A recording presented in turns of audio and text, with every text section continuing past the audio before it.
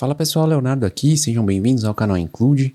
Nesse vídeo nós vamos falar sobre desenvolvimento de APIs REST no Proteus. E para que esse vídeo não fique muito longo, eu pretendo quebrar esse conteúdo em pelo menos 3 partes, tá? E aí nesse primeiro vídeo nós vamos falar sobre o protocolo HTTP e também arquivos JSON de forma bem resumida, mas só o necessário para a gente ter uma base para os outros 2 vídeos, que são os vídeos onde a gente vai de fato desenvolver as nossas APIs. Então vai ser um vídeo para desenvolver uma API que a gente vai consultar um pedido de venda, e no outro vídeo a gente vai criar uma API que vai criar um pedido de venda dentro do Proteus. Se você não é inscrito aqui no canal, não se esqueça aí de se inscrever, curta esse vídeo também para que o YouTube leve esse conteúdo a mais pessoas. Então vamos começar falando sobre o protocolo HTTP, que é o Hypertext Transfer Protocol, e ele é o protocolo utilizado para navegação na internet. Então quando a gente acessa qualquer site aí através do navegador, a gente está utilizando aí o protocolo HTTP.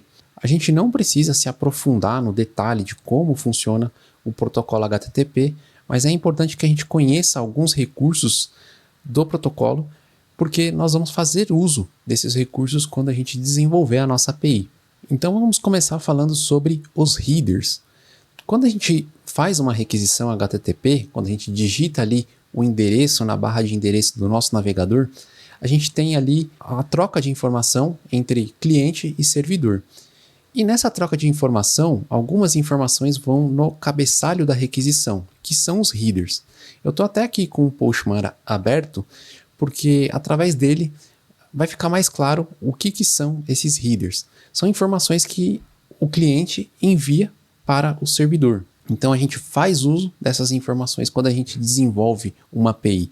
Porém, quando a gente está só navegando na internet, a gente acaba não utilizando essas informações. É realmente algo mais voltado ali a nível desenvolvedor.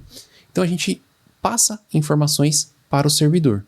Então aqui no Postman, que é o programa que nós vamos utilizar para simular as requisições na nossa API, nós temos aqui uma aba chamada Header, e toda a informação ela é enviada no formato chave-valor. Então aqui nesse exemplo eu tenho aqui uma chave e tenho um valor. Não se apeguem ao conteúdo que está aqui, tá? É só realmente um exemplo. E aqui você pode colocar diversas chaves com os seus respectivos valores. Então eu poderia aqui adicionar uma terceira chave com um terceiro valor. Poderia colocar aqui uma outra chave, teste 4, com outro valor e assim por diante. E aí quando a requisição chega no servidor, a gente consegue ter acesso a essas informações e fazer uso delas. A próxima coisa que a gente precisa conhecer são os parâmetros. Esses parâmetros nós enviamos ele através da URL, e existem 2 formatos, que é o que nós chamamos de Query Params e Path Params. Através aqui do site eu vou mostrar um exemplo para vocês do que são Query Params e o que são Path Params. Nesse exemplo aqui, eu acessei o Google e fiz uma pesquisa sobre API REST. Aqui na URL, ele tem uma informação que foi preenchida de forma automática aqui nesse caso, né? Isso daqui se chama Query Params. Todo Query Param ele vem após uma interrogação aqui na URL, e ele também é passado no formato chave-valor. Então perceba aqui que nós temos uma URL aqui do Google, e após essa interrogação nós temos chave, que no caso aqui é o Q, e depois do sinal de igual nós temos o valor. Então a nossa chave Q recebe o valor API mais REST, que é a chave da nossa pesquisa. A gente também consegue passar mais de um parâmetro aqui, e para fazer isso a gente passa utilizando aqui do e-comercial. Então a gente poderia colocar aqui uma segunda chave, vou chamar de Q2 aqui no exemplo, e passar um outro valor aqui. Então nós temos a primeira chave após o interrogação, a segunda chave vem após o e-comercial. Se você quiser informar uma terceira chave, você coloca aqui outro e-comercial e mais uma vez chave e valor. Você repete isso. Então aqui a gente tem o que nós chamamos de Query Params. Neste outro exemplo aqui, nós temos o Path Param. Eu acessei aqui um site, Magazine Luiza aqui, e abri um produto. E percebam que aqui na URL nós temos uma informação específica que é equivalente ao código do produto que está aqui. Então, essa informação dita lá para o servidor qual é o produto que eu estou visualizando.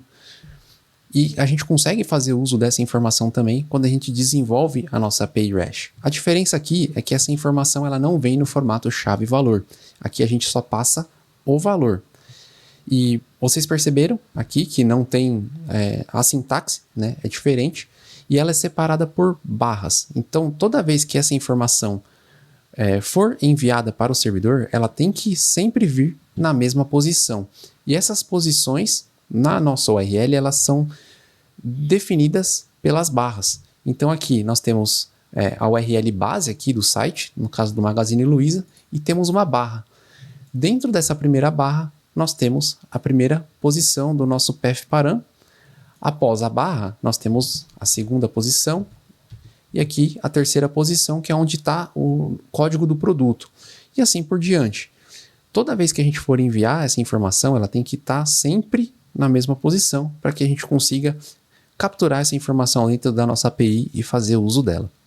Então, existe aí a diferença de sintaxe entre os dois modelos, né, de uso, e eles servem para usos distintos, tá?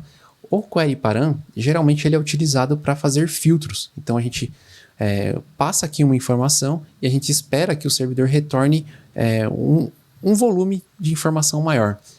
Quando a gente utiliza do path_param, a gente está buscando algo mais específico, né? Então, nesse caso aqui, por exemplo, a gente está acessando ali a página de um único produto, né? Então, tem essa diferença aí de uso.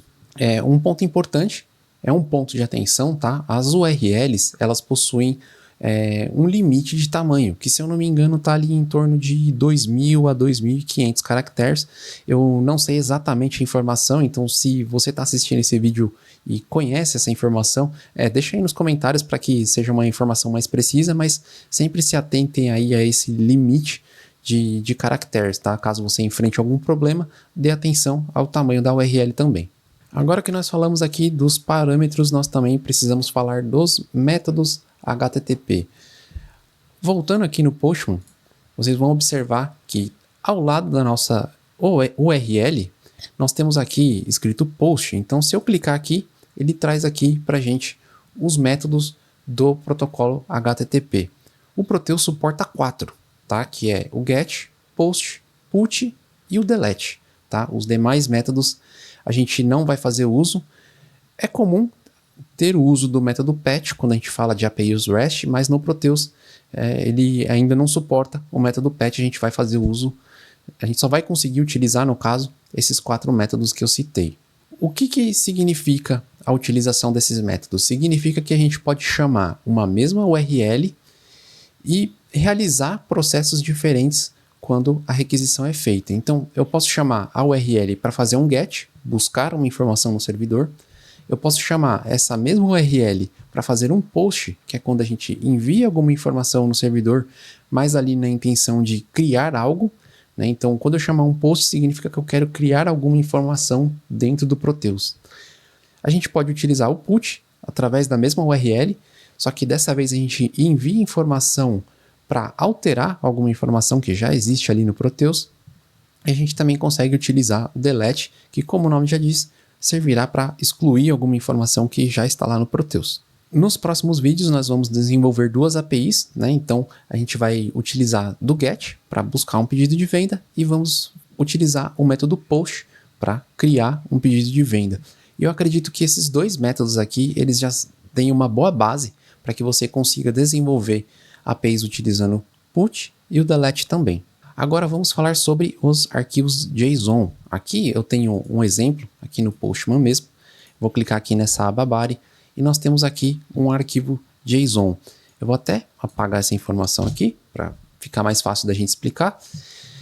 O arquivo JSON ele é algo similar a, por exemplo, um XML, que é um formato que também é bastante conhecido.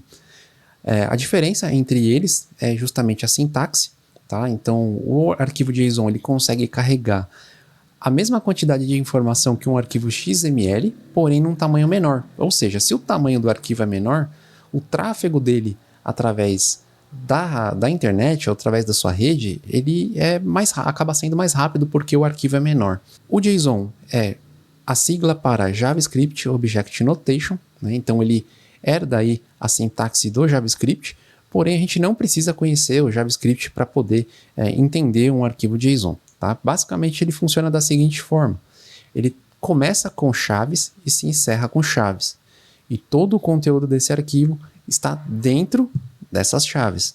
E ele também segue aquele modelo de chave-valor, né? Então sempre aqui chave, e após aqui dois pontos nós temos o valor. Toda vez que a gente informar uma chave, a gente tem que informar utilizando aspas duplas, tá? Tem que ser obrigatoriamente com aspas duplas para que entenda-se que é um arquivo do tipo JSON. Então aqui nós temos uma chave tipo, cujo valor é n. No caso aqui o n está entre aspas porque é do tipo caractere. Então toda vez que você informar um valor do tipo caractere, utilize aspas duplas também. Para informar a próxima chave, a gente utiliza aqui a vírgula, e aí a gente repete essa mesma sintaxe com um novo nome de chave e na sequência aqui, após os dois pontos, o valor, sempre nesse formato. A única atenção é que caso essa aqui seja a última chave, vou até apagar aqui para não confundir, na última chave a gente não envia a vírgula, tá? Vai sempre sem a vírgula caso seja o último. Então voltando aqui, temos diversas chaves e valores. E vocês perceberam aqui que nós temos uma chave chamada item, e essa chave item ela está um pouquinho diferente das outras aqui que nós mostramos, né? Após os dois pontos, vocês percebem aqui que tem um colchetes, então significa que dentro desse colchetes a gente tem várias informações dentro dessa chave itens.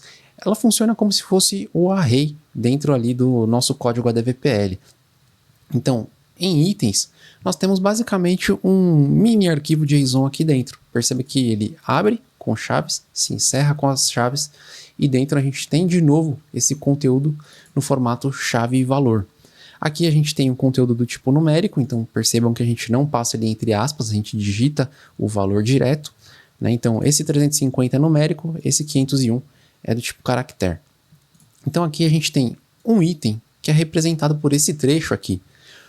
Eu poderia colocar um segundo item, né? Então, para isso eu colocaria aqui uma vírgula, poderia copiar esse trecho aqui, colar aqui embaixo e modificar aqui os valores. Por exemplo, o produto aqui é o código, eu poderia aqui vir e trocar o código, poderia trocar a quantidade, o valor e a tese utilizada. Então, eu poderia colocar vários itens dentro dessa chave, né, chamada itens, que ela recebe aqui, digamos assim, diversos mini arquivos JSON. Então, a explicação desse arquivo ele vai fazer sentido quando a gente desenvolver de fato a nossa API REST. Então, a gente vai fazer bastante uso dessas chaves e valores que são enviados por aqui através do Postman, no caso, que é onde a gente vai utilizar para simular as requisições da nossa API. Então, pessoal, com isso a gente encerra esse vídeo aqui mais teórico, tá? Eu tentei explicar de forma bem resumida, só focando realmente naquilo que a gente vai utilizar nos próximos vídeos, para que o código que a gente vai escrever faça sentido e fique claro para que todos aí possam entender. Pessoal, se esse conteúdo agregou algo para você, se você aprendeu alguma coisa, não se esqueça aí de curtir, compartilhe esse vídeo, se inscreva aí no canal também para fazer esse conteúdo chegar a mais pessoas aí no YouTube e fazer esse canal crescer também. Obrigado a todos que assistiram esse vídeo até o final, valeu e falou!